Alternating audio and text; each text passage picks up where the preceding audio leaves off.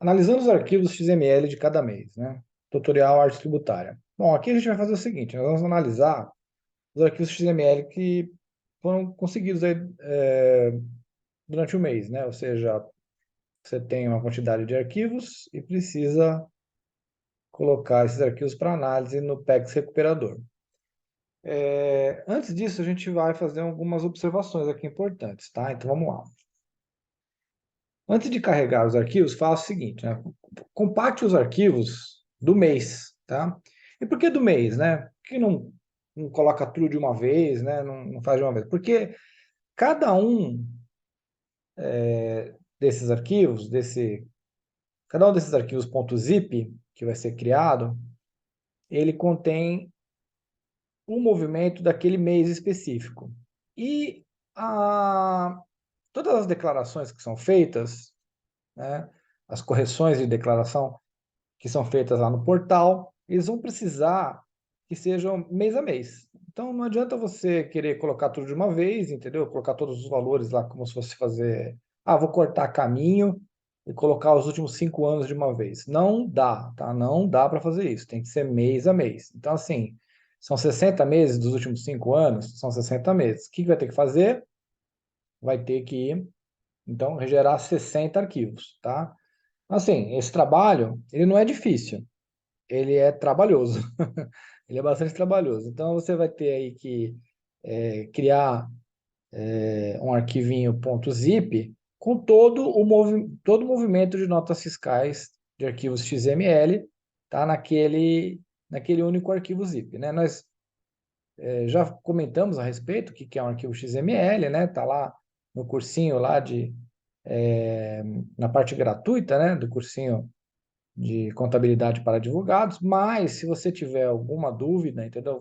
Vamos deixar lá no final um tutorial, uma videoaula de como você pode encontrar os arquivos XML e o que são os arquivos XML, ok? Tá bom, você pegou todos os arquivos XML, você colocou no arquivo .zip, e o que você vai fazer agora? Bom, aí do lado, você pode ver que tem um botão aí, carregar, né? Você vai carregar o arquivo zip para o servidor, tá? Então você clica no botão carregar, escolhe o arquivinho que você gerou e dá um enter. Clica o botão carregar e vai aguardar o relatório sair numa nova janela, tá? Também é muito importante aceitar os termos de uso, tá? Os termos de uso, eles geralmente dão indicativos assim de que você tem que tomar cuidado com relação ao período e etc. Coisas que a gente vai falar aqui daqui a pouquinho, tá bom? Só um instantinho, então, que vamos passar para o próximo. Tá. Importante, tá? Isso aqui é uma coisa que me perguntam às vezes, né? Você não pode fazer esse relatório, tá? Usando um celular, tá? Então, assim, não existe nenhum aparelho celular que tenha capacidade de gerar os arquivos. Então, você vai precisar realmente de um PC, né, ou um notebook para poder gerar esses relatórios, tá? Caso contrário, você não vai conseguir obter o relatório, tá bom? Tá. Que respeite o tamanho máximo do arquivo, tá? Então, ele está assinalado ali do lado qual é o tamanho máximo do arquivo. Geralmente é suficiente, tá?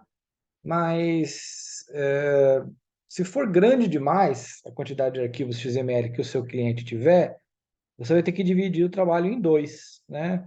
Você coloca em duas quinzenas e tal, a primeira quinzena de 1 a 15, e depois a segunda quinzena de 15 a 30, e aí consegue fazer o trabalho, tá bom?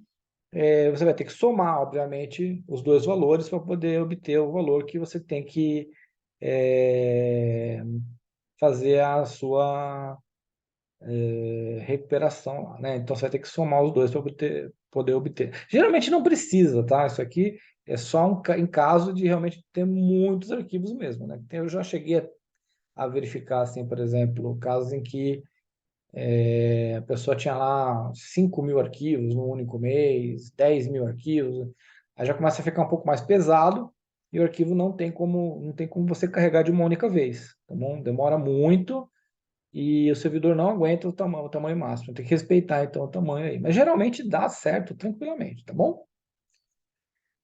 Certifique-se do período do arquivo, tá? O período tem que ser mensal. Isso aqui eu já falei lá atrás, né? Agora há pouco.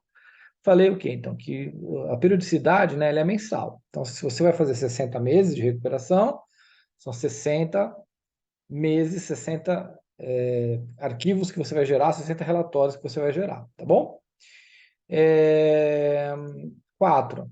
Depois de gerado, né, salve o trabalho, tá bom? Então, por que que é importante salvar o trabalho, né? Primeiro porque se você perder esse relatório e esquecer o valor que deu, você vai acabar perdendo, vai acabar perdendo, né, o trabalho todo, tá bom? Outra coisa, né, o seu cliente precisa de uma segurança, ele quer saber de onde que você tirou aquele número.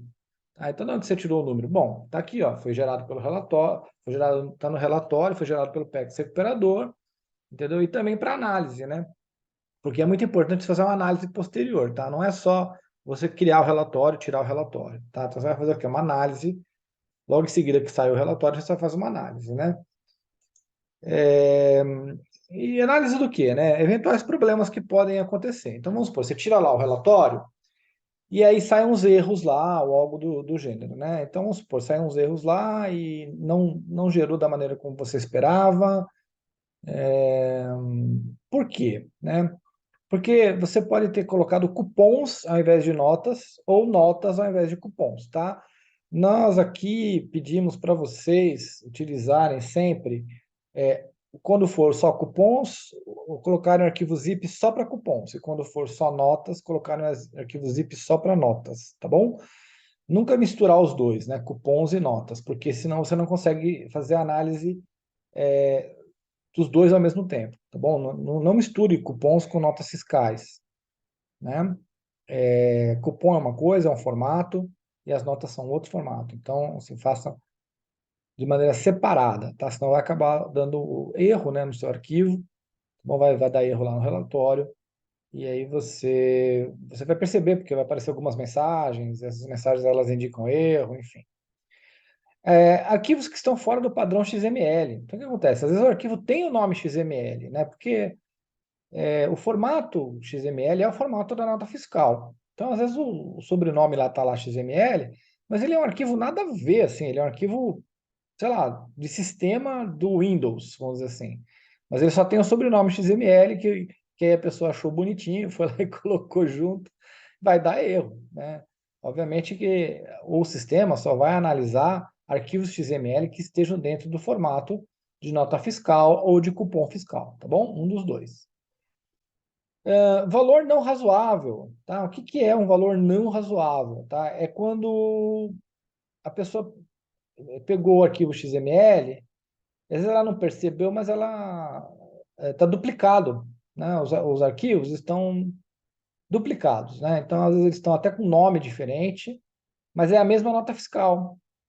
Então, o que acontece? Às vezes ele gera assim, por exemplo, já vi isso acontecer em alguns tipos de sistema, onde ele gera não só a nota, mas gera também uma nota de backup. E aí é gerado o número da nota, mas aí depois é gerado um outro arquivo com o nome assim, backup e o número na frente. Então, o que acontece, né? Acaba dando o dobro do valor, né?